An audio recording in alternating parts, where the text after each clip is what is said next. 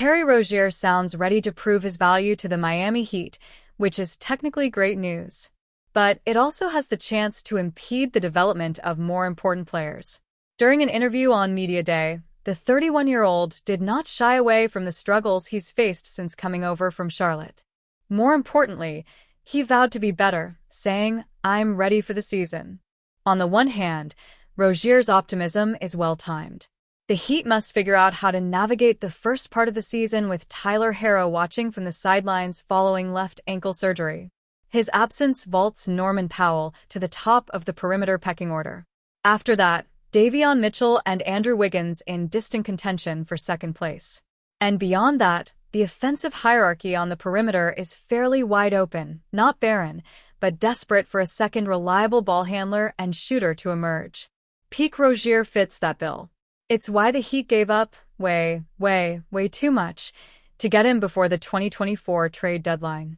Yet, for Rozier to prove his disastrous time in Miami is little more than a fluke.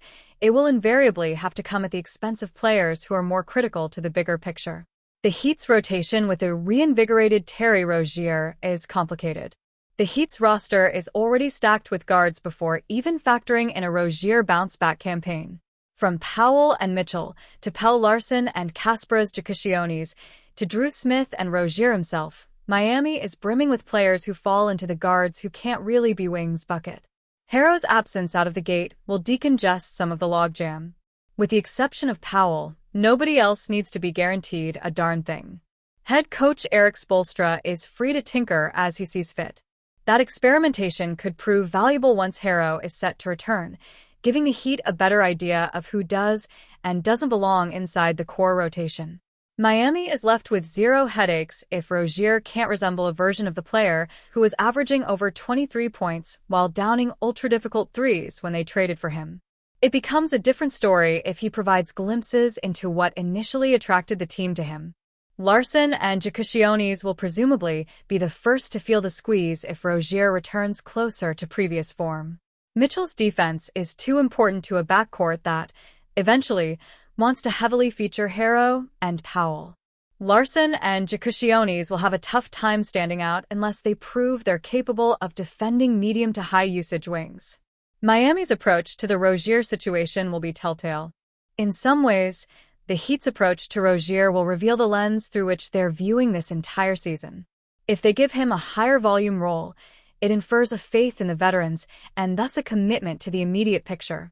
If they are more inclined to test out Larsson, Giacchionis, or even Drew Smith, it suggests they're committed to a gap year played out in service of the longer term. Selecting one of these approaches will shape what comes next. A focus on this year exclusively increases the odds Miami takes a bigger swing on the mid-season trade market. Emphasis on development, meanwhile, lays the groundwork for a quasi-sell-off. History suggests the Heat will cater to the shorter outlook. That bodes well for Rozier. Whether it's what is best for the overall organization remains to be seen. As the Miami Heat gears up for its inaugural season without Jimmy Butler, Tyler Herro has decided to inject a bit of humor into the situation. The dynamic guard, known for his sharp wit and competitive spirit, recently delivered a lighthearted jab aimed at the former star player. A new era for the Heat. With Butler's departure, the Heat are entering a new chapter. This marks a significant transition for the franchise, which has relied heavily on Butler's leadership and scoring ability over the past few seasons. His absence is felt deeply, not just on the court but also in the locker room, where his presence was a constant motivator. Herro, who has stepped into a more prominent role, is embracing the opportunity to shine. As he adjusts to this new environment, he is also keen on keeping the morale high among his teammates. A light-hearted exchange. In a recent interaction, Herro couldn't resist taking a playful dig at Butler.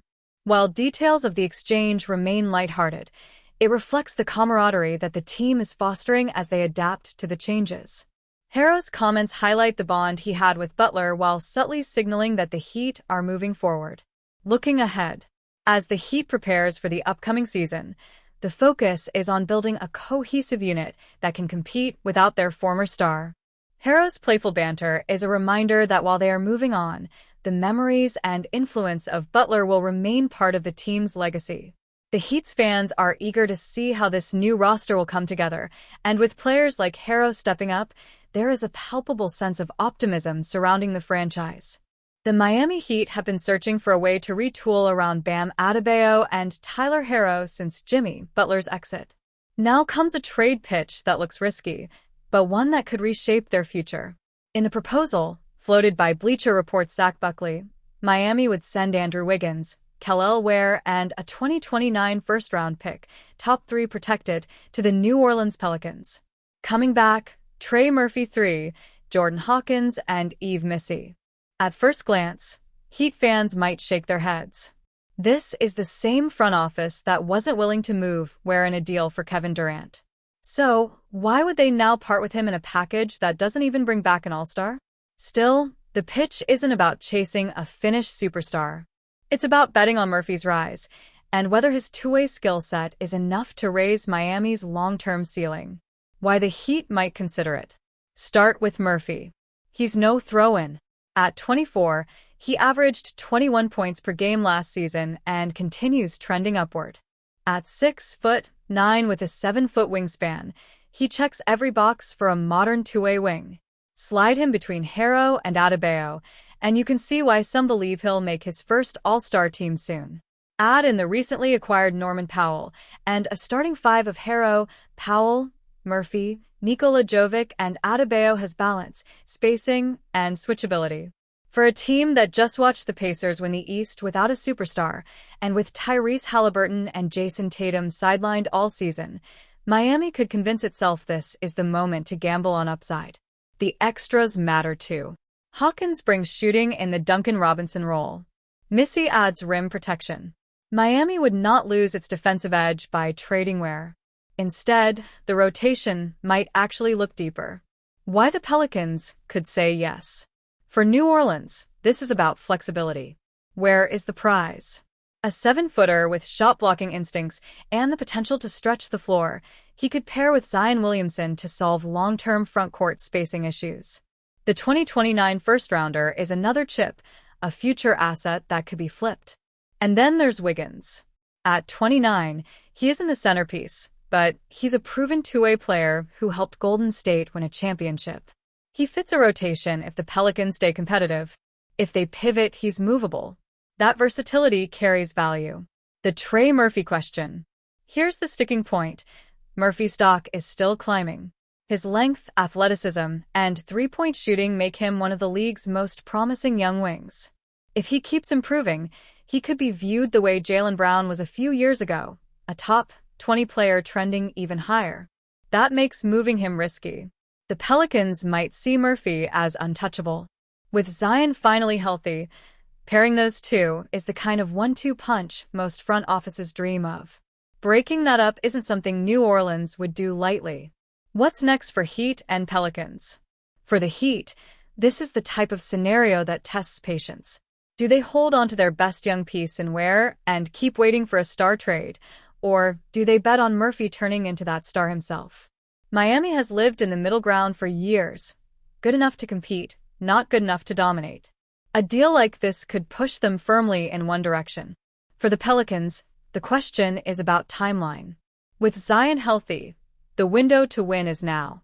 Trading Murphy could bring depth and flexibility, but it might also mean giving up the very player who could help lift them into contention. Both front offices have to ask, is this about maximizing the present or protecting the future?